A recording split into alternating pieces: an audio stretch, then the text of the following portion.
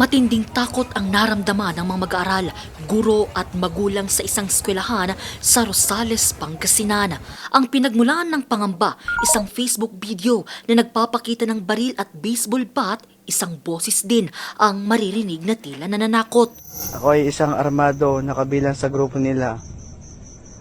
Binabalaan ko lahat ng mga estudyante sa Rosales National High School na kung ayaw nyo madamay, huwag kayong pumasok. Ang video ipinost online noong Sabado, July 18. Agad naman itong umani ng iba't ibang reaksyon online at nakarating sa tanggapan ng Rosales Police, dahilan para agad na isagawa ang investigasyon. Ang nakakabahala, ang uploader at ang boses sa video mula pala sa isang 15 anyos na lalaki at estudyante pa.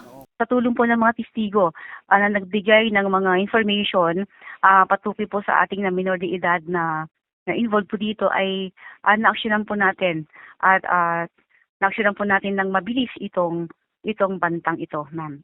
Agad naman siyang natunton at doon na-recover ang isang pellet gun at baseball bat. Dinala rin siya sa himpilan ng Rosales Police para sa investigasyon.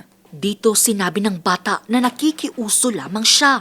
Wala naman po daw siyang intensyon na ito ay magbigay ng pangamba sa ating publiko. Bagkus ito lang po ay sinabi po niya dahil siya po ay nakikiuso sa mga nakikita at napapakinggan at napapanood po sa social media.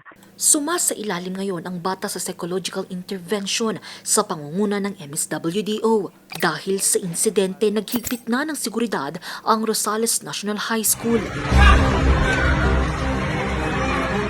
Isang active shooting drill din ang isinagawa. Inihikayat po natin ang ating mga magulang or mga tagapag-alaga po sa ating mga kabataan o mga anak, nagabayan po natin ng maayos ang ating mga anak sa paggamit ng internet at social media. Tiniyak naman ng Pangasinan Police Provincial Office ang mas mahigpit na seguridad sa mga mag-aaral sa lalawigan.